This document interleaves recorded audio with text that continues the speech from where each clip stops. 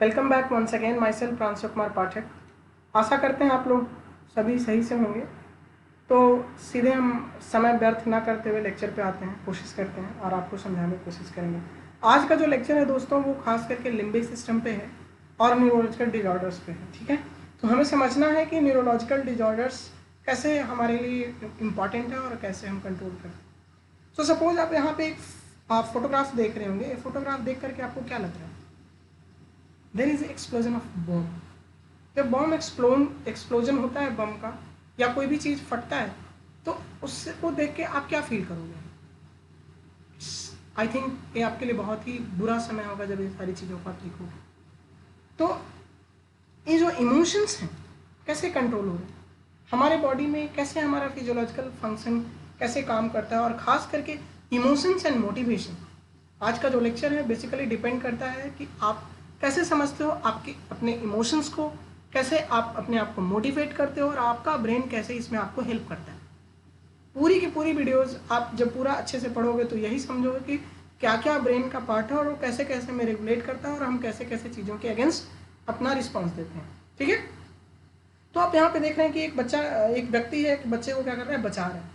Because he know the level of threat, कि threat कितना बड़ा है और कितना इसके पीछे क्या हो सकता है। तो सबसे पहले जैसे ही कोई भी चीज़ सामने आती है तो हमारा ब्रेन सबसे पहले कोग्निशन करता है। Cognition means aware the level of threat, recognize by the stimulus. Stimulus आएगा जब वहाँ पे आग लगी या बम एक्सप्लोड हुआ तो क्या वो व्यक्ति समझा कि हाँ there is a high level of threat, तो वहाँ पे गया, अवेयर हुआ थ्रेट के। इसके बाद फिर वो इवेलुएट करेगा कि वो वहाँ पे जा सकता है, वो किसी की मदद कर सकता है, नहीं कर सकता है। तो इसे कहते हैं evaluation, that is called affect, threat evaluation. Now वो जाना कि हाँ I can save that child, वो क्या करेगा? डिसीजन लेगा, रिस्पॉन्स अगेंस्ट द थ्रेट। तो इसे कोग्निशन कहते हैं। जो डिसीजन लिया जाता है इंसान के द्वारा, जो हम इंसान लेते हैं किसी भी चीज़ के अगेंस्ट, हमें ऐसा करना है। ऐसा तो नहीं होगा कि आपके सारे दोस्त आपके सही में, मतलब मेरा कहने का मतलब क्या, आपको ऐसा नहीं होगा कि आपको सारे लोग को आप इक्वली इमोशनली ट्रीट करते हो। कई लोगों के पास आप इमोशनल होते होगे, कई लोगों को आप मोटिवेट करते होगे। तो ये आपका कैसे काम करता है। ठीक है, सपोज यहाँ पे मैंने 2 लाइन लिखी है, ये सबके साथ होता है। Suppose you want to meet some no you want to meet loved one, जिसे आप प्यार करते हो उससे आप मिलने की कोशिश करते हो। मम्मी पापा जब मिलते हो तो आपके दिल में क्या होता है? बटरफ्लाई ऐसे से उड़ रहा होता है। अब समझो कि आपको जाना है लैब में अपना डेटा प्रेजेंट करना है। What will happen? The situation will change. In this situation what will happen? Diarrhoea situation will appear in your body. You want to go again and again to the bathroom. You know why? Because you have fear somehow. आपके अंदर क्या है? Fear develop हो रहा है। तो ये जो फिजियोलॉजिकल रिस्पॉन्सेज हैं ये कैसे हमारे बॉडी से कंट्रोल किए जाते हैं, तो उसका सबसे बढ़िया उदाहरण जो है वो लिम्बिक सिस्टम हमें देता है। What is limbic system? Limbic system is also called as visceral brain. तो लिम्बिक सिस्टम अपने आप को डिफाइन करता है, अपने फंक्शन को। अगर कहोगे लिम्बिक सिस्टम मुझे बताओ तुम क्या करते हो, तो कहेगा कि just go through my name, I will tell everything by my name itself. तो क्या कहता है लिम्बिक सिस्टम? पहला L, learning behaviour and learning expressions, है ना। आप लर्निंग, जो मेरे लेक्चर से आप सीखने की कोशिश करोगे, क्या है? This is learning behaviour. I integration of all the responses to the visceral brain, the limbic system. जो भी आप रिस्पॉन्स देखोगे, अच्छे बुरे, जो भी आपको आपके लाइफ में मिलेगा, वो क्या करेगा? लिम्बिक सिस्टम उससे डेटा जनरेट करेगा और दैट डेटा वो आपके लिम्बिक ब्रेन में, जो विसरल ब्रेन है इनसाइड, जो मीडियो टेम्पोरल ब्रेन में है, हम उसको डिस्कस करेंगे। मीडियो टेम्पोरल लोब के बीच में वो है। मतलब आप जब ब्रेन को पूरा लिम्बिक सिस्टम को देखने की कोशिश करोगे तो आँख के सामने से देखो और कान के सामने से देखो, बहुत सारे विसरल पार्ट्स जैसे इमेगडेला आपको बिल्कुल इसी पोजीशन में मिलेगी। ठीक है, आँख के और यहाँ पे कान के पास से गुजरो और यहाँ आँख के पास से गुजारो, तो जो परपेंडिकुलरली मीट करेगा वहाँ पे आपको इमेगडेला मिलेगा, और जो कि really little baby inside you, और लिटिल बॉस भी कर सकते हो। ये दोनों सिचुएशन है ना। एक बच्चा सा है जो आपको कहता है नहीं मुझे जिद करेगा, मुझे करना है, और एक लिटिल बॉस है जो आपको ये भी कह सकता है आपको ये करना है। तो जो आपका ब्रेन आपको सजेस्ट करता है आप प्राय वही करते हो according to me. isn't it? So dear friend, learning behavior, responses, aim, memory generation, short term memory से लॉन्ग टर्म मेमोरी कैसे जनरेट होता है, उसका भी लिम्बिक सिस्टम के पास जवाब है। नाउ द बिहेवियर रिस्पॉन्सेस, आप कैसे अपने बिहेवियर को शो करते हो किसी के सामने, आपका सेक्सुअल एटीट्यूड क्या है, आप किस में इंटरेस्टेड हो, मेल में फीमेल में, किस तरह का आपको पार्टनर अच्छा लगता है, that is called behaviour response in contest of sexual response. Emotional response, आप किसी बात को सुन के कैसे इमोशनल होते हो, कैसे बिहेव करते हो। अब पता चला कोई अपना दुख की कहानी सुना, वहाँ पे हंसने लगे आप, तो आप पिट जाओगे ना। तो this is called emotional response behaviour. So how your brain is responding. Inhibition of aggression, अगर आप बहुत ज़्यादा एग्रेसिवनेस शो करोगे तो आपके ब्रेन आपको बार बार हिदायत देगा, आप भले के गुस्सा करो, लेकिन आपका ब्रेन आपको बार बार कहेगा no this is bad, you have to control on your aggressiveness, feeling और प्लीजर। अब बहुत समय ऐसा होता है जब आप रिस्पॉन्सेस को बहुत अच्छा आपको लगता है, तो दैट प्लीजर रिस्पॉन्स जो आपको मिल रहा है that is also a part of amygdala, control of all emotions. ऐसा नहीं होता आप सबके सामने फैल जाते हो, in my case is different, but हाँ control on your own emotions, सबके सामने अपने इमोशंस को शेयर करने की कोई ज़रूरत नहीं है, because if you will control your emotion you will improve your. So dear guys, on this basic note I will try to go inside in deeper in all the lecture, so try to continue and इसको अच्छे से सीखने की कोशिश करो, क्योंकि ये जो लेक्चर है आपके जीवन के लिए बहुत उपयोगी है। आप अपने आप को कैसे मोटिवेट करोगे, आपका एग्जाम है, आप कैसे अपने आप को फोकस करोगे, कैसे आप अपने इमोशंस को कंट्रोल करोगे, that is really very important. This is hard time for all of us, you have to put your extra effort, I have to put also extra effort to make you very strong. आप जब examination में जाओ तो आपको feel हो कि नहीं, whatever I have told you it's helping you in your exam, or I'm damn sure from this area ICMR will ask more than 10 marks questions, so try to focus on these all areas. Okay, so चलिए आगे बढ़ते हैं, बिना time खर्च किए हुए हम कोशिश करेंगे इसको सीखने की कोशिश करते हैं, ठीक है। चल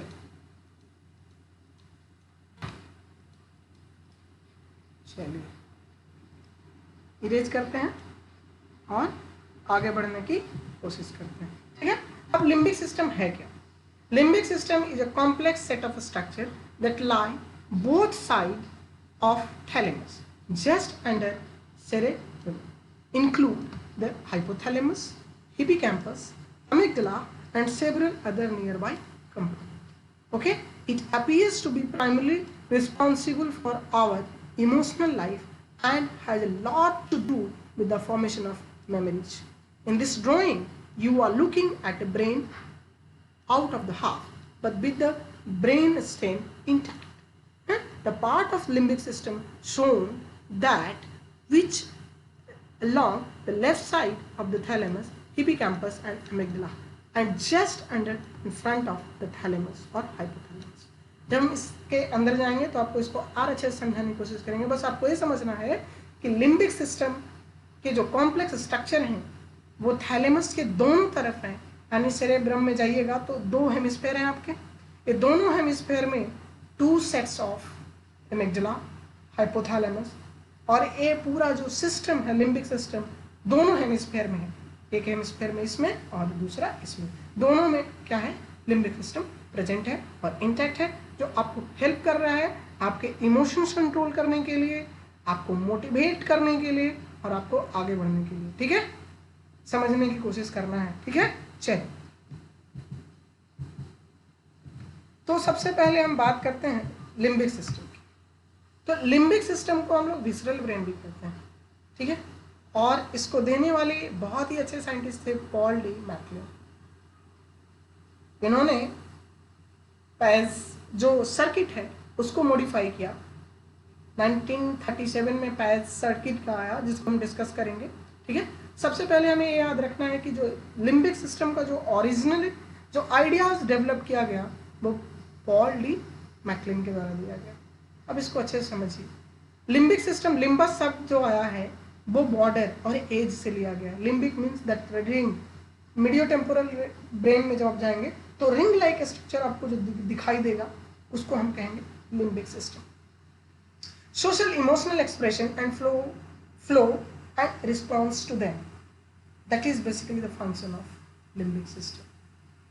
और जो खास करके लिम्बिक सिस्टम कंट्रोल करता है फीडिंग रिस्पॉन्सेज, खाने का रिस्पॉन्स, फ्लाइट है ना, फाइटिंग रिस्पॉन्सेज, फ्लाइट रिस्पॉन्स है ना, सेक्सुअल बिहेवियर, फ्लाइंग मूड, तो जो मूड का स्विमिंग है, ये सारी चीज़ें डिपेंड करती है। अब जरा सोचो, सेम केस है, दोनों तरफ लाइन है, यहाँ पे रिस्पॉन्सेज देखिए आपके बॉडी में क्या जनरेट होगा और यहाँ पे क्या जनरेट होगा, जरा सोच के देखिए आप, both are entirely different situation. एक में क्या है, लव का रिस्पॉन्स है, अफेक्शन का रिस्पॉन्स है ना, प्लीजर का रिस्पॉन्स है, और दूसरी तरफ क्या है, हेट्रेट का, डर का, एग्रेशन का।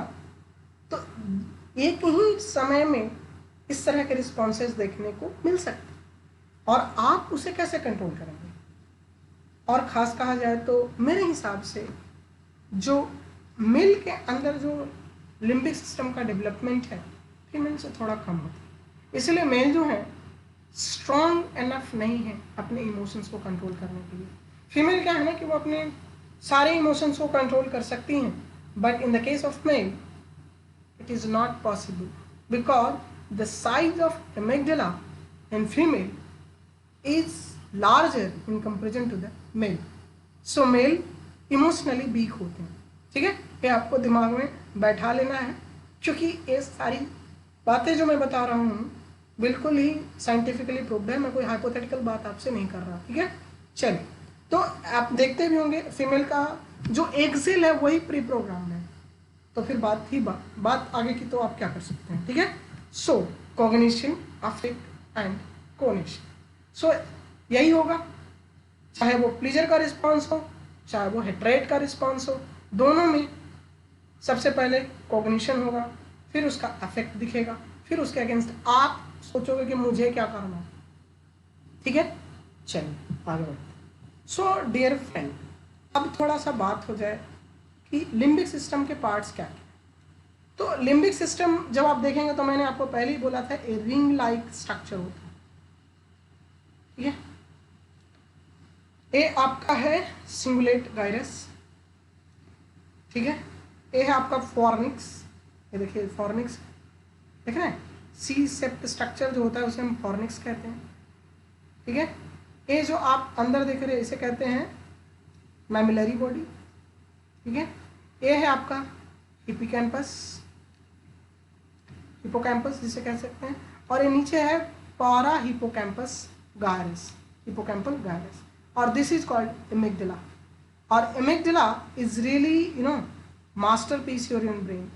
अगर यह एमिगडाला पे थोड़ा सा भी रिस्पॉन्स हुआ है, थोड़ा सा भी, पता है जब आपको कस के कोई चोट लगता है, आप कहीं आपको सर पे बहुत तेज मारा जाता है, मीडियो टेम्पोरल ब्रेन पे, ऐसे आप कहें कहीं ऐसे आपको वर्टिकली यहाँ पे चोट लगा बहुत तेज, इस रीजन में, ये क्या है मीडियो टेम्पोरल ब्रेन का एरिया, और इस एरिया में अगर आपको बहुत तेज चोट आता है तो आप इतना याद रखो your amygdala will be destroyed. और अगर वो डिस्ट्रॉय होगा तो क्या क्या रिस्पॉन्स आएगा हम आपको सब्सिक्वेंट लेक्चर्स के बीच में आपको बताएंगे, ठीक है। चलिए, तो इन सारे स्ट्रक्चर्स को आप अपने कॉपी पे बनाओ, लिखो और ट्राई करो इनको ध्यान से याद रखने का, ठीक है, ये बहुत ही इंपॉर्टेंट है। चलिए, तो फंक्शंस क्या होंगे लिम्बिक सिस्टम के, emotions, behaviour, motivation, long term memory to short term memory, short term memory to long term memory, and सबसे बड़ी बात है ऑल्फैक्शन। ऑल्फैक्शन की बात जब आई तो एक छोटी सी बात आपको और बताई, हम लोग कहाँ से मतलब जनरेट हुए, हमारा जो उत्पत्ति हुई है वो किन से हुआ है। तो सबसे पहले मैं आपको बताऊं कि हमारी उत्पत्ति जो हुई है रेप्टाइल से हुई है, ठीक है। रेप्टाइल क्या है, रेप्टाइल से हम लोग मैमल बने। तो जब हम रेप्टाइल थे हमारे पास उतनी ज़्यादा ज़रूरत नहीं थी ब्रेन का डेवलपमेंट का, उतना ज़्यादा ज़रूरत नहीं था हमें, मतलब ऑल्फैक्शन पे ही हमारा पूरा लाइफ डिपेंड करता था, इतना ज़्यादा मैंने कि लिम्बिक सिस्टम का डेवलपमेंट की ज़रूरत नहीं थी। बिकॉज हमारे पास जब हम रेप्टाइल्स हुआ करते हैं, रेप्टाइल्स के पास इमोशंस कहाँ होता है, उसके पास जाओ खा जाएगा, they don't have any emotions, why, emotions given to you, given to human being. और higher vertebrates like dog, mammals में ही क्यों दिया गया लिम्बिक सिस्टम का डेवलपमेंट? मैमल्स में इसीलिए हुआ ताकि वो इमोशनली एक्टिव हो। और लिम्बिक सिस्टम का जो एरिया है दोस्त, वो ए है, जो रेड एरिया आप देख रहे हो वो ए जो एरिया है ये है लिम्बिक सिस्टम का एरिया, ठीक है। जो रेड का एरिया आप देख रहे हो जो मूव कर रहा है, इसी में आपको लिम्बिक सिस्टम मिलेगा। और इसमें चोट लगना है यानी आपकी इमोशंस, बिहेवियर्स और जो भी आपके रिस्पॉन्सेज है वो खत्म हो जाएंगे। तो ऑल्फैक्शंस बहुत ज़्यादा जरूरी होते हैं किन में? जो रेप्टाइल्स होते हैं। लिजर्ड के केस में उनके लिए स्मेल ही बहुत इंपॉर्टेंट है। ऑर्थोपोड, इंसेक्ट, इस सब में स्मेल करके ही वो उस रिस्पॉन्स तक जाने की कोशिश करते हैं। बट अगर आपके केस में अगर आपको स्मेल ना मिले तो आपको क्या हो जाएगा? कोई असर नहीं पड़ेगा। क्यों? क्योंकि आपको केयर करने वाले और भी लोग हैं। तो अगर आपके पास स्मेल अगर चला जाता है तो भी आप जिंदा रहोगे, प्राइमरी नहीं है।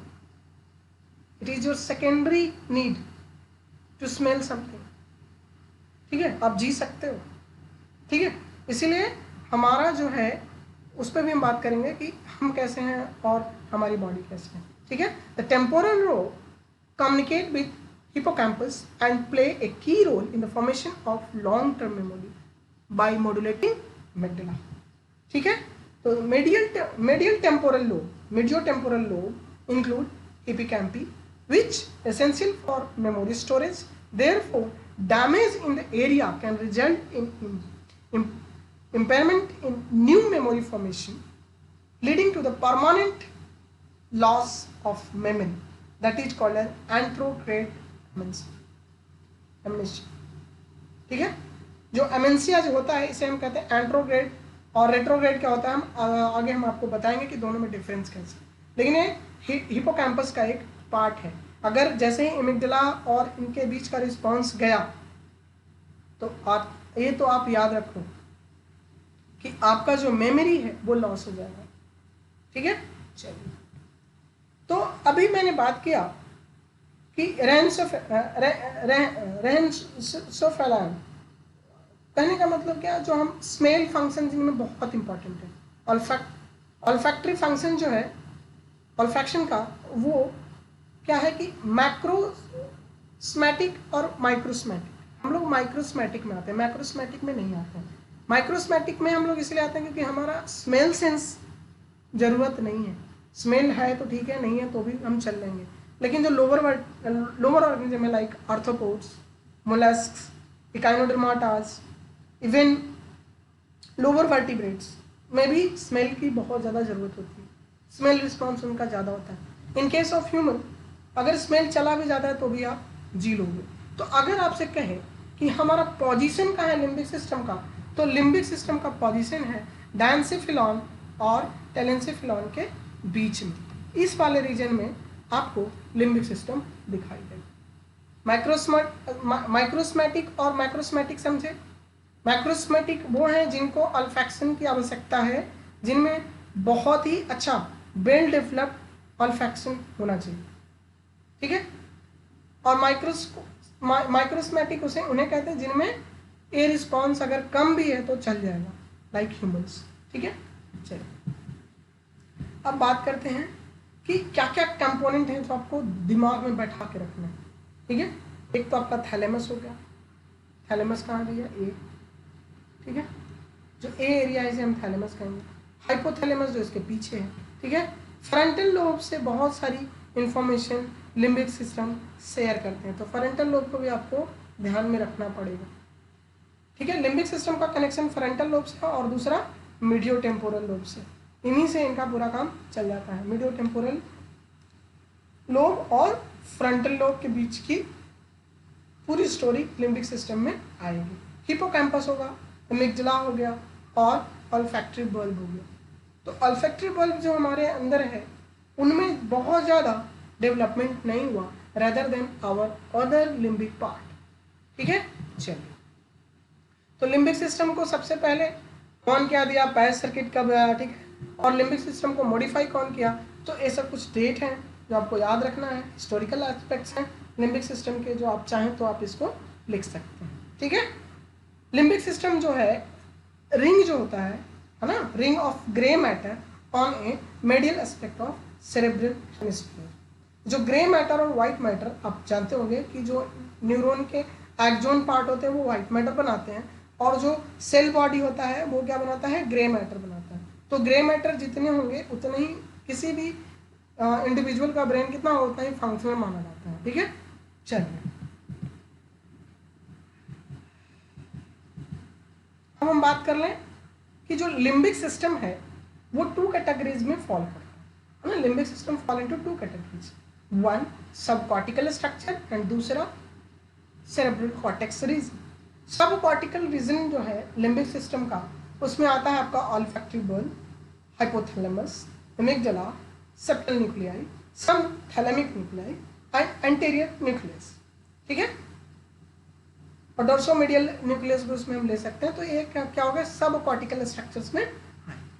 अब जो सेरेब्रल कॉर्टेक्स में आएंगे, इसमें हिपोकैम्पस आएगा as well as neuro cortex including insular cortex, orbital frontal cortex, sub callosal gyrus, cingulate gyrus, है ना, पाराहिपोकैम्पल गायरस। तो ये सारे जो होंगे लिम्बिक लोब बनाएंगे। एक लिम्बिक लोब जो रिंग लाइक स्ट्रक्चर है वो इन्हीं के द्वारा बनाया जाएगा। ठीक है, that make a rim surrounding to the corpus callosum following the lateral ventricle। अब lateral ventricle, क्योंकि मैं ब्रेन की कोई टॉपिक डिस्कस नहीं कर रहा, बस मुझे आपको एमिग्डाला, हाइपोथैलेमस, हिपोकैम्पस के बारे में आपको बताना है, क्योंकि ये सारी चीज़ें आपके इमोशंस को कंट्रोल करते हैं, आपके फीलिंग्स को कंट्रोल करते हैं, और कैसे इन पे रिसर्च किया गया, हम इन चीज़ों पे बात करने की कोशिश कर रहे हैं। इसीलिए हम थोड़ा सा एनाटॉमिकल पार्ट को भी डिस्कस कर रहे हैं। ठीक है, चलिए, तो इसका एक और डिवीजन है, कैडुअल सिस्टम में क्या है, रोस्ट्रल लिम्बिक सिस्टम क्या है ना। तो इन सबों में कौन कौन सा कंपोनेंट आएगा यहाँ पे मैंने मेंशन कर रखा है, आप चाहे तो देख सकते हैं। ठीक है, sorry, limbic lobe versus limbic system. Limbic system ये नहीं कि लोब में क्या है, cortical area of the limbic system, parahippocampal gyrus हो गया, हिपोकैम्पस हो गया, है ना, सिमुलेट गायरस हो गया, अंकस हो गया, इंसुला हो गया, these are the limbic lobe. But limbic system क्या है कि limbic lobe plus nuclei plus it's connections. एक कनेक्शंस कैसे पढ़ेंगे, जब पैच सर्किट पढ़ेंगे तब वहां पे देखेंगे कैसे कैसे कनेक्शंस होते हैं। ठीक है, तो न्यूक्लियाई में क्या आएंगे, एमिग्डाला आएंगे, सेप्टल न्यूक्लियाई आएगा, मैमिलरी बॉडी आएगा, इंटरनल थैलेमस आएगा। कनेक्शन क्या होगा, फॉर्निक्स जो सी स्ट्रक्चर था, है ना, मीडियन फॉर्मन बंडल होंगे, है ना, स्ट्रिया टर्मिनस होगा, है ना, मैमेलोथैलेमिक ट्रैक होगा। तो ये सब कहाँ आपको मिलेगा, पैच सर्किट के अंदर मिलेगा। ठीक है, चलिए तो आगे बढ़ते हैं ना। चलिए, तो जब इतना बात कर रहे हैं तो एक होगा कॉर्टिकल एरिया, एक होगा सब कॉर्टिकल एरिया। तो ये मैंने विकिपीडिया के सोर्स से लिया है, तो आप वहाँ पे जा करके इन चीज़ों को देख सकते हैं। अगर आपको कोई प्रॉब्लम हो तो आप हमसे पूछने की कोशिश करेंगे। ठीक है, चलिए, तो अब इतनी सारी बात हो गई, तो थोड़ा पैच सर्किट के बारे में बात भी कर लें। पैच सर्किट को दिया गया था 1937 में। ठीक है, चलिए, what is the meaning of patch circuit. Patch circuit करता क्या है भैया, this is circuit means electrical circuit. तो एक ऐसा सर्किट है, of course it's act as an electric circuit. आप हर किसी इंसान को एक तरीके से बिहेव नहीं करते। आपके हर एक इंसान आपके लाइफ में गुडविल में नहीं हो सकता, that is decided by your patch circuit. If your patch circuit, your patch connection is not working properly, you will lose your memory. Na? Damage of patch circuit will lead to the cause of very serious problem as like Alzheimer, Parkinson and Korsakoff syndrome. This syndrome and diseases are neurological disorder and will leads to this very serious problem on physiological aspects. Okay? The loop circuit contain components of limbic system। ठीक है, इस limbic system के सारे component को जोड़ते हैं ताकि ये आपके एपिसोडिक मेमोरी को कंसोलिडेट करें, उसको बना स्टैब्लिश करते हैं, इमोशनल सिग्निफिकेंस देते हैं कि कौन आपके लिए, आपके लाइफ के सर्वाइवल, जो आपका सर्वाइवल है, सर्वाइवल का पर्पस है, उस आपके सर्वाइवल पर्पस में क्या चीज़ आपके लिए जरूरी है और क्या चीज़ आपके लिए जरूरी नहीं है, पैच सर्किट निर्धारित करेगा। और आपका ब्रेन वही चीज सोचेगा जो पैच सर्किट मेंटेन करके रखेगा। इसलिए आप अपने आप को पर कहा जाता है ना, एमिगडाला को हम लोग क्या करते हैं, मेडिटेट करते हैं। एमिगडाला मेडिटेशन आप देखिएगा, मिलेगा यूट्यूब पर कई वीडियोज आपको पड़े मिलेंगे जिसमें बताएगा एमिगडाला को कैसे मेडिटेट किया जाता है। अगर आपका एमिगडाला प्रॉब्लमेटिक है, एमिगडाला में सोच गड़बड़ हो गई, आपका माइंड बदल गया, तो बहुत सारी बीमारियां आपको देखने को मिल जाएंगी, जो कि हम इस लेक्चर में डिस्कस भी करने वाले हैं। ठीक है, चलिए तो सबसे पहले हम बात करते हैं कि कैसे ये पैच सर्किट कनेक्ट करता है। तो आपको दिमाग में रखना है कि ये हिपोकैम्पस से जनरेट होगा और वापस से ये जो पूरा का पूरा सर्किट है हिपोकैम्पस में वापस लौट जाएगा। समझ में आया? पैच सर्किट क्या है? स्टार्ट होगा हिपोकैम्पस से, घूमेगा फिरेगा, फिर कहाँ पहुंचेगा, हिपोकैम्पस के अंदर। और ये सर्किट क्यों है? क्योंकि जहां से स्टार्ट हुआ वहीं से वापस आ गया, इसलिए इसका नाम पड़ा पैच सर्किट। और यही आपके इमोशनल प्लेयर्स हैं। जैसे जैसे जाएंगे तैसे तैसे आपके इमोशंस प्ले करेंगे और वैसा वैसा रिस्पॉन्स आपको जनरेट करके सामने देगा। ठीक है, तो सबसे पहले मैंने कहा क्या बताया आपको, उठेगा हिपोकैम्पस से और वह धीरे धीरे फॉर्निक्स के सहारे, देख रहे हैं, यह ये हिपोकैम्पस है, पारा हिपोकैम्पल गायरस के थ्रू, ये पारा हिपोकैम्पल गायरस है। ठीक है, और इसके थ्रू घूमते हुए, अब देख रहे हैं ये हिपोकैम्पस है, ये पारा हिपोकैम्पल गायरस है। ठीक है, ठीक है, यहाँ से होते हुए सी शेप जो स्ट्रक्चर देख रहे हैं इसे फॉर्निक्स कहते हैं। फॉर्निक्स 3 नंबर पे मैंने बनाया है। ठीक है, फॉर्निक्स से होते हुए यह कहाँ जाएगा, कहाँ जाएगा, ये जाएगा आपका मैमिलरी बॉडी में। मैमिलरी बॉडी ये है, मैमिलरी बॉडी से होते हुए मैमिलरी आइसोथैलेमिक ट्रैक पे जाएगा। और ये देखिए ये क्या है, एंटेरियर न्यूक्लियस ऑफ थैलेमस, यह थैलेमस है आपका, और ये है anterior nucleus of the thalamus, वहां पे जाएगा। अब एंटेरियर जो थैलेमस है, थैलेमस से कहाँ जाएगा, ये फिर यहाँ चला जाएगा सिंगुलेट गायरस में, यहाँ ग्रीन वाला पोर्शन में, और इस से घूमते घूमते घूमते घूमते सिंगुलम में पहुंचेगा, सिंगुलेट गायरस से होते हुए फिर धीरे धीरे फिर पारा हिपोकैम्पल गायरस में आएगा, और फिर इंट्रोहैनल कॉर्टेक्स के थ्रू फिर से हिपोकैम्पस में वापस चला जाएगा। तो ये जो फ्लो है इंफॉर्मेशन का,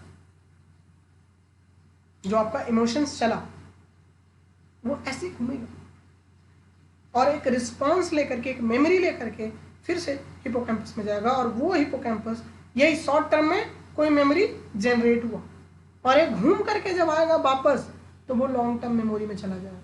समझ में आया? शॉर्ट टर्म मेमोरी, आपने कोई चीज़ देखा, वो इस तरीके से घूमते घूमते घूमते घूमते रिस्पॉन्स फिर वापस आया और ये स्टोर हो गया। क्या हो गया? स्टोर हो गया। अब ये चीज़ आपको याद रहेगी। जैसे आप हमसे पढ़ते हो, आप हमारे लेक्चर्स को देखते हो, मेरा चेहरा आपको याद रहता होगा। क्यों? क्योंकि आप मुझे बार बार देख रहे हो। और पहली बार जब आप मेरा वीडियो देख रहे होगे, कोई भी इंसान अगर पहली बार मेरा वीडियो देख रहा होगा तो वो क्या सोचेगा, ये इनका लेक्चर मुझे समझ में आ रहा है, चलो भैया इनको यहाँ रखते हैं। तो वो पैच सर्किट के थ्रू, हिपोकैम्पस के थ्रू कहाँ स्टोर हो जाएगा आपके ब्रेन में कि हाँ इनका वीडियो अच्छा लगता है, भी इनका वीडियो हम देखेंगे। तो this is called patch circuit. चलिए पैच सर्किट को हम क्या करते हैं, आपके लिए थोड़ा सा और आसान कर देते हैं। पैच सर्किट डेवलप कैसे होगा, फिर वही कहानी, story will be the same. सबसे पहले आप कोई चीज़ देखेंगे, फिर जो स्टिमुलस मिलेगा, थ्रीट, जो आपको थ्रीट मिलेगा, वो थ्रीट को क्या करेगा, उससे अवेयरनेस मिलेगी आपको, उसके थ्रू आप जनरेट करोगे, थ्रीट का इवेलुएट करोगे जो अफेक्ट के रूप में आएगा, अब उसके पीछे आप काम करोगे तो वो कहलाएगा नॉलेज। ठीक है, इसमें कोई दिक्कत मेरे समझ से नहीं, अगर होगा तो जरूर कमेंट कीजिएगा मुझे। ठीक है, चलिए, जब इमोशंस फ्लो कर रहे हैं तो पैच सर्किट में मैंने जैसे जैसे यहाँ पे लिखा था वो सेम चीज़ लिखा गया है। आप चाहें तो वीडियो को पॉज करें और इसे देखेंगे, आपको सेम मिलेगा। ठीक है, ठीक है, और इसी चीज़ को जो पैज ने दिया था 1937 में, इनको फिर से रीमोडिफाई किया गया, रीडिफाइन किया गया पॉल डी मैकलिन के थोड़ा, जिन्होंने इसे नाम दिया लिम्बिक सिस्टम। और लिम्बिक सिस्टम में इन्होंने क्या बताया था, limbic lobe plus it's connections. Connections means what, this patch circuit जो एक दूसरे से जोड़ रहे हैं। ठीक है, ये सब एक दूसरे को जोड़ रहे हैं। कैसे जोड़ रहे हैं? Through track.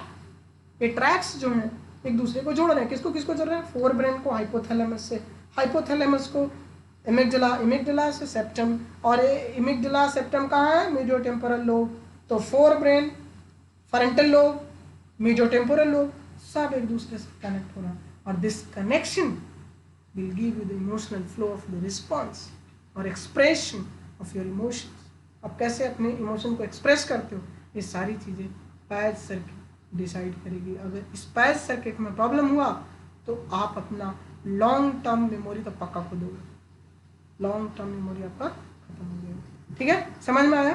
तो चलिए हाइपोथैलेमस के बारे में आप यहाँ पे वीडियो को पॉज करें, पढ़ने की कोशिश करें, और आपको कोई प्रॉब्लम होगा आप हमें बताएंगे. हाइपोथैलेमस के बारे में बहुत अच्छे से यहाँ पे लिखा गया है, आप इसको पढ़ें, बहुत ही अच्छा कंटेंट है, आपको बहुत सारी जानकारी यहाँ पे मिल जाएगी. ठीक है, चलिए कोशिश करते हैं पढ़ने. चलिए, तो hypothalamus is a small part of brain located just below the thalamus of the both side of the third ventricle. Ventricle मैंने डिस्कस नहीं किया, वेंट्रिकल के बारे में आप पढ़िएगा. ठीक है, द वेंट्रिकल और the area within the cerebrum that are filled with CSF, that is cerebrospinal fluid, that will connect to the spinal cord. ये ब्रेन है, सेंट्रल नर्वस सिस्टम में क्या होता है, ब्रेन एंड स्पाइनल कॉर्ड, तो it will go to the spinal cord also. तो spinal cord से मिलाएगा कौन, cerebrospinal fluid. ठीक है, it sit just inside the two tract of the optic nerve and just above the connect with the pituitary gland.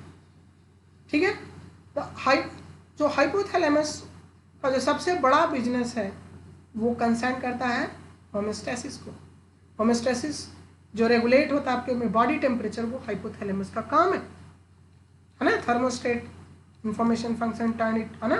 Temperature get beyond the point से get to the signal and turn off and turn on, जो आप पढ़िए. ठीक है, hypothalamus is responsible for regulating your hunger. कैसे, vagus nerve को कंट्रोल करता है. वेगस नर्व, हाँ, क्रेनियल नर्व आप पढ़ लीजिए. यहाँ पे मैं क्रेनियल नर्व डिस्कस नहीं कर रहा, लेकिन सारे क्रेनियल नर्व्स जितने भी हैं आप पढ़ने की कोशिश करेंगे. ठीक है, कमेंट बॉक्स में आप मुझे बताइए कि कितने क्रेनियल नर्व हैं और कैसे कैसे काम करते हैं. मैंने एक बताया हैंगर के लिए, कौन है, वेगस नर्व. ठीक है, thrust, response to pain, level of pleasure, sexual satisfaction, anger, aggressiveness, behaviour and many more. ठीक है, these all are autonomic nervous system part. These are controlled by hypothalamus. ठीक है, it regulate the thinking like pulse, blood pressure, breathing, arousal response and emotion circumstances. A hypothalamus receive input from number of source. Hypothalamus stimulus जो पाता है उसे inputs कहते हैं. ठीक है, suppose from vagus nerve, it will inform the blood pressure and descent of the gut, how your stomach full or not. आपका stomach कितना फिल है, कितना भरा हुआ है, नहीं भरा हुआ है, यह कौन पहुंचाएगा, वेगस, है ना. From reticular formation brain stem it gets information about skin temperature, है ना. Optic nerve get the information about light and the darkness. Usual neuron living in the ventricle get information about the content of cerebrospinal fluid including toxin and lead to the vomiting. And from other part of limbic system, that's olfaction, that is the smell part, transcephalon मैंने बताया था ना, it gets formation that help to regulate the eating and sexuality. जो olfaction है, smell क्या करता है, sexual behaviour को क्या करता है, इंक्रीज कराता है. ठीक है, the hypothalamus also has some receptor its own that provide the formation about the balance of temperature of their body. In one of the more recent discovery, it seems that there are the protein called leptin, a question पूछा होगा, which is released by fat cell when we overeat. जब हम बहुत ज़्यादा खाते हैं तो एक प्रोटीन निकलता है जिसे हम लेप्टिन कहते हैं. ठीक है, the hypothalamus apparently sense the level of leptin in the blood stream and responds to decrease the appetite. It would seem that some people have a mutant gene which produce leptin and their body can't tell hypothalamus that they have enough eaten. However, many more overweight people do not have this mutation. So there is still lot of research to do on hypothalamus. So hypothalamus पे काम करना अभी भी बहुत है, आपको करना चाहिए. अगर आप इंटरेस्टेड है तो हाइपोथैलेमस पे काम कर सकते हैं। और यह पिट्यूटरी से कैसे कंट्रोल करता है, पिट्यूटरी और हाइपोथैलेमस में कैसे रिलेशनशिप है, आपको बहुत अच्छे से पता होगा, जो हार्मोन थोड़ा बहुत पढ़े होंगे, ठीक है। और अगर कोई प्रॉब्लम होती है तो आप मुझसे पूछें। और beside from hypothalamus there are some other thing you have to also you can focus here, cingulate gyrus, ventral tegmental areas, basal ganglia, है ना, ये सब के बारे में भी आप चाहें तो वीडियो रोक करके पढ़ सकते। जो मेन मुद्दा था वो इमिगडाला, बिकॉज मैंने स्टार्ट किया था इमिगडाला से, मेरी स्टोरी में इमिगडाला से स्टार्ट हुई थी।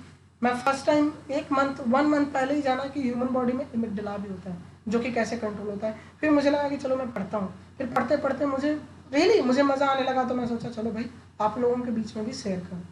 तो ये आलमंड शेप स्ट्रक्चर है, ये आलमंड शेप स्ट्रक्चर है जो कई न्यूक्लियस के कलेक्शन से बनते हैं, ठीक है। Lies above the inferior horn of the lateral ventricle, embedded in uncus, है ना, window of the limbic system, है ना, लिम्बिक सिस्टम विंडो है, दरवाजा। अगर ये खराब तो जिंदगी बर्बाद, इतना याद रखें। कैसे मैं बताऊंगा, ठीक है। विंडो ऑफ लिम्बिक सिस्टम ना, by afferent connection with visual, auditory and association area and by different connections. तो इमिगडाला के कनेक्शंस बहुत हैं। इमिगडाला क्या है कि दोनों, मैंने एक बताया था, आंख के सामने से गुजरो और कान के सामने से गुजरो, जहां पे मीटिंग पॉइंट होगा वहां पे आपको amygdala, pair of amygdala in both the hemisphere you will find, this is called amygdala 1 and 2। और जैसे ही आपके सर पे अगर बहुत तेज यहाँ पे चोट लगेगा तो सबसे पहले आपका डैमेज क्या होगा, इमिगडाला डैमेज, ठीक है। चलो, तो the amygdala is an important structure located in medio temporal lobe. कहाँ लोकेटेड होता है, मीडियो टेम्पोरल लोब में, विद इन अंकस। अंकस में क्या है, एम्बेडेड, मैंने पहले बताया, है ना। इमिगडाला makes reciprocal connection with many brain region including thalamus, hypothalamus, septal nuclei, orbital frontal cortex, cingulate gyrus, hippocampus, parahippocampal gyrus and the brain stem। तो इमिगडाला का काम क्या, the olfactory bulb is the only area that makes input to amygdala and does not receive reciprocal projection from amygdala। That you have to mind। और इसका मतलब आप क्या समझे, हमें कमेंट बॉक्स में आप बताएंगे, ठीक है। The amygdala is a crucial center for coordinating behavior, autonomic and endocrine responses, environmental stimuli, especially those to emotional content। आप अपने इमोशंस को कैसे कंट्रोल करते हो, आप नहीं, आपका इमिगडाला कंट्रोल कर रहा है।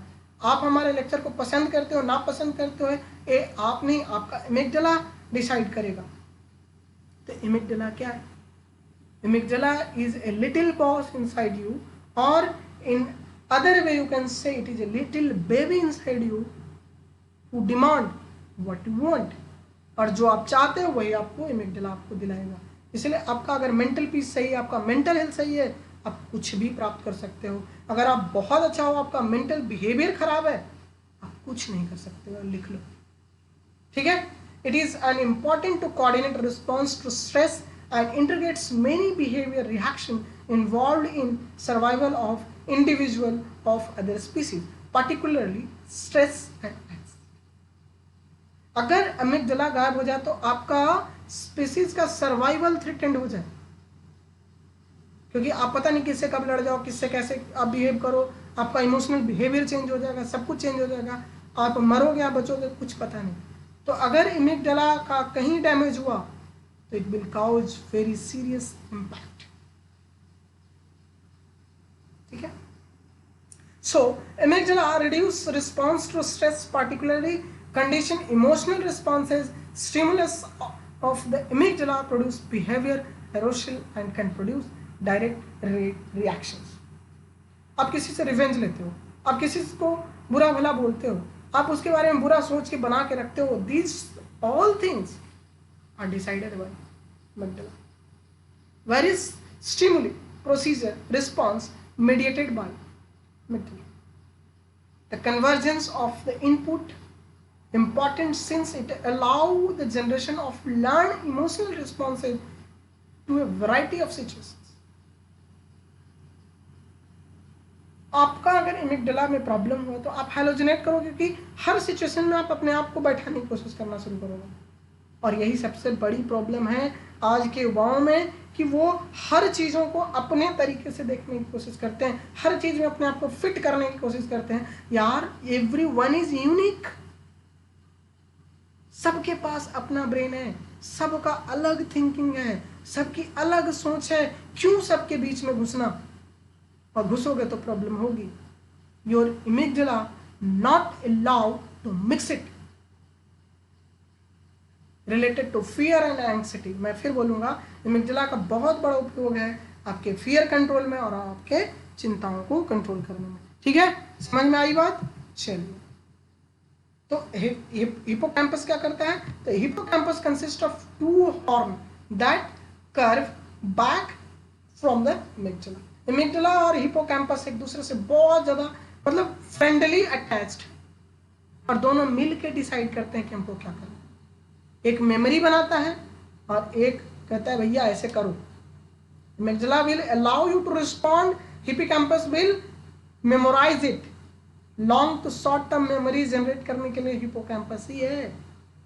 It appear to very important converting the things in your mind at the moment in short term memory into the thing to allow the remember for the long term।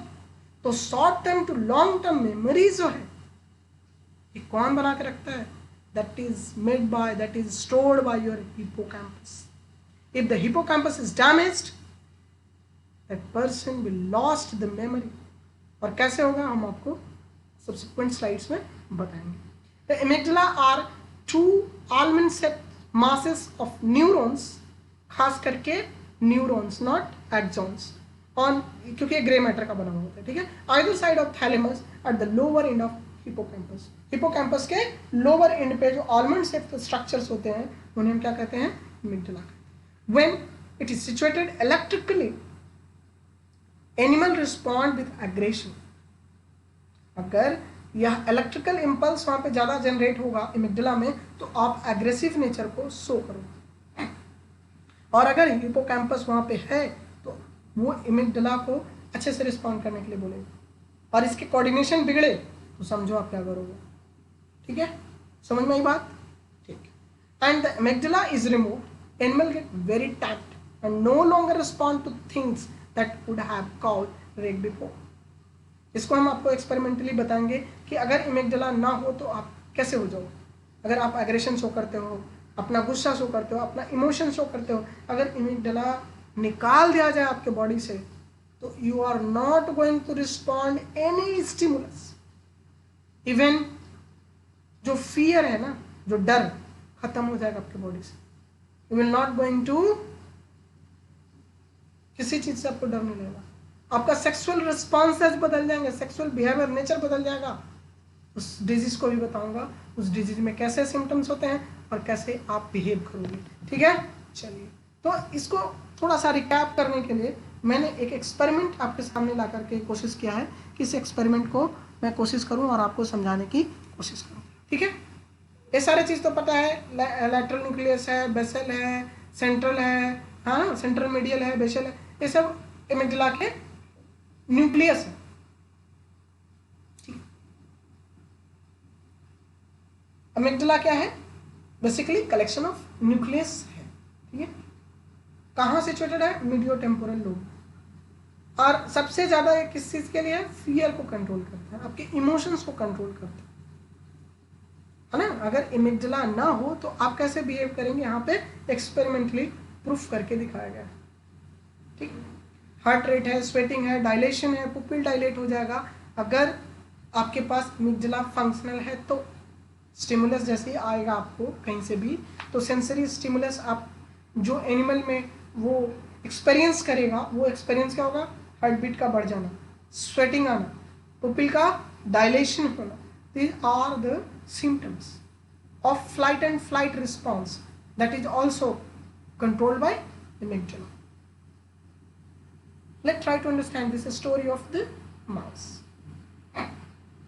यहां पे क्या किया गया सोचिए, एक है अनकंडीशनल स्टिमुलस, एक है न्यूट्रल स्टिमुलस। यहां पे क्या किया गया कि इनके जो फुट देख रहे हैं ना, इनमें इलेक्ट्रिक के शॉक्स दिए गए। तो ये माइस को क्या लगता था, हर घड़ी इसका एमिगडाला क्या हो जाएगा, हाइपर एक्टिव रहेगा, तो फियर का रिस्पॉन्स धीरे धीरे क्या होगा, इनमें कम जाएगा। तो ये जान रहे हैं ना, हर बार तो मुझे इलेक्ट्रिकल शॉक से दिया जाना है, तो धीरे धीरे आदत हो जाएगी, वो कहेगा हाँ ठीक है कोई बात नहीं, देते रहो। अब एक न्यूट्रल माइस है जिसको आप अच्छे अच्छे गाना सुना रहे हो, ठीक है, तो वो तो हैप्पी मूड में है। अब इस हैप्पी मूड वाले को उठा के इलेक्ट्रिकल सिग्नल देना शुरू करो, क्या हालत होगी इसकी, जरा सोच के देखो। ये न्यूट्रल माइस है, हैप्पी मूड में रहने वाला, गाना सुनने वाला है आपके जैसे, आपको उठा के फेंक दिया जाए आग में, कैसा फील करोगे। Same situation will happen with that mice. वो माइस को जैसे ही वहां पे भेजा गया, रिस्पॉन्डेड ड्रास्टिकली, जो कि इनिशियल जो माइस का कंडीशन था, वो कंडीशन अभी हैप्पी रहने वाला माइस का हो गया, और अब इस जो अनकंडीशनल जो रिस्पॉन्स दे रहे थे, इसको दिया गया अच्छा साउंड, इसे अच्छा साउंड भी पसंद नहीं आया। जो रिस्पॉन्स थे, क्योंकि इनको इतना टॉर्चर किया गया कि इनका ए रिस्पॉन्स खत्म हो गया। Amygdala is not longer functional, so is not able to respond to the neutral sound behavior. Music वो सुनना पसंद नहीं कर रहा था, क्योंकि वो दुनिया से कट गया, उसे हमेशा जिंदगी में प्रताड़ना मिली, यही ना कह सकते हैं। वो माइस को हमेशा तकलीफ दिया गया, पेनफुल कंडीशन में रखा गया, तो उसके दिमाग में बस pain pain pain pain pain का ही रिस्पॉन्स जनरेट है। तो आप उसे कितने भी अच्छे माहौल में रखिए, वो अच्छा माहौल उसके लिए अच्छा माहौल नहीं होगा। और इसीलिए मैंने इसे आज अपने व्हाट्सएप पे स्टेटस भी दिया कि आप किसी भी इंसान के साथ बुरे तरीके से सलूक ना करें। अगर आप बुरे तरीके से सलूक करेंगे तो आपके साथ कभी ना कभी वो स्टिमुलस जब आपको मिलेगा तो शायद आपको बुरा लगेगा। तो ये था एमिगडाला के बारे में, ठीक है। तो thank you so much for watching this lecture. I will discuss about the disease related to amygdala and other diseases in upcoming classes. Okay, so thank you so much for the part 1. We will meet in the second part. Okay, bye, take care.